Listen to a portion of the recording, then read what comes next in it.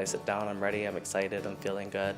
And this beautiful woman walks up on stage, she grabs the microphone, she's singing live, she's having a great time. And when she finally finishes her song and the microphone turns on is when her voice went from this beautiful woman to, "Hey, how are ya?" And it was just this deep man voice, and I remember just the shock on my face was like beyond belief when I was like, oh, that's what a drag queen is. My name is Jacob Montgomery / Violet Seductions, and I'm from Oshawa / Bowmanville, Ontario. I went to Clarendon Central Secondary School in Bowmanville, and that's where I grew up as well. When I was 16 or so is when I was finally kind of coming to terms with who I was in terms of sexuality. So when I came out to my parents, writing them a note, it really was like the most intimidating thing I've ever done for a lot of things in my life. I tucked it in their bathroom cabinet and hoped for the best. After a much long fight of wanting to go to Pride but not being able to, and after them reading that note, they finally said, okay, yes, you can go. We kind of understand now. Growing up in Bowmanville was definitely interesting, and lots of bullies throughout. Bowmanville, unfortunately, especially growing up, it's a little bit better now, but was more of that kind of like country, like classic old beliefs where like gay is still not okay. Bowmanville, although it is coming around now, was definitely a little bit rough in the beginning because of their kind of tendencies of being that classic old small country town.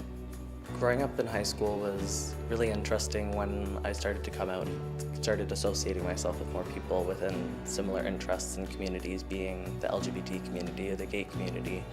And so when I actually did come out, I actually lost all of my original friends and stopped talking to them for the most part, and made a whole bunch of new friends going into grade 11, of which, fortunately enough, I still talk to today and hold close bonds with because of that more deeper connection I guess we have.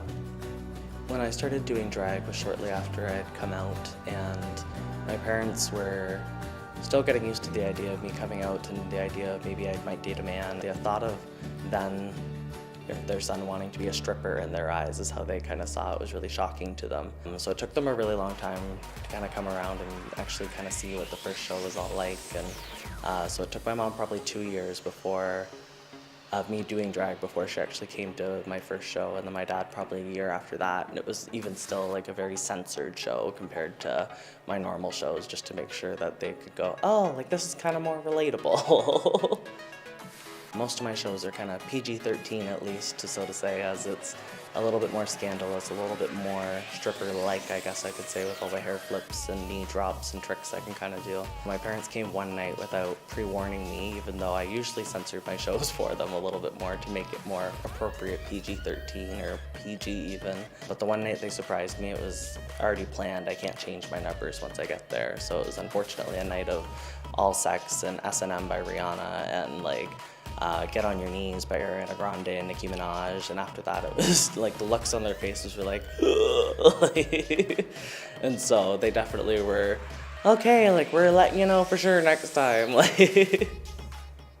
So when my dad came to his first show, I was trying really hard to make it super, super relatable for him as he's in a band. So I actually tried to string together a couple live performance vocals, even though I traditionally just lip sync and dance, and really show him kind of the versatility of things that were going on and pick songs that he'd know from his kind of rock and roll, like hard rock kind of era. And so it was definitely a little bit of a cooler first experience for him. I have the whole makeup, I have the wig, I have the outfit, I have the body. And so it's right before that music's about to go on where I'm sitting there and I'm going, okay, like you're Violet, like you got this, like everyone wants this like sex goddess that you are, you have to act the role, you have to be this. And so it's just kind of bringing that character to life in your head and depicting it and gathering that confidence inside yourself to really portray the full illusion. The morning after my dad came to his first show was kind of that affirmation that like, okay, maybe my parents are like coming around and growing into that perspective of this is kind of a fun job or a hobby and not as serious as they were kind of taking it. And so the morning after my dad came to his first show, we actually bumped paths as I was getting up in the morning, and he really stopped me and said, you know, like, I get it, like it's an art form, like good for you for committing yourself to like that much of an art, like I didn't realize that before. And so that was just a great affirmation for me. When I was Becoming Violet and getting into the drag community, it was really what allowed me to push the boundaries and become a little bit more of an outgoing persona and be able to put on a little bit more of an outgoing persona to kind of get to know people and become this really full alter ego of sexuality and audaciousness and confidence and a lot of traits that I never used to carry, but being Violet has really helped me carry it later into my life. I've had the opportunity to produce my own shows and actually be able to bring the people that I like to perform and put together a show that way and organize all the music. If I had to have any words of wisdom for people potentially looking into the drag kind of community, make sure you know what you're getting into. It's an expensive art, it's a lot of fun. You can have so much excitement and joy and bring people joy, but keep it fun, I think, is the biggest key. When it becomes not fun, it's not worth it anymore. And so whether it be you take it as a full career or whether it be you just do it as a hobby, as long as it's fun for you, then you know it's the right thing for you.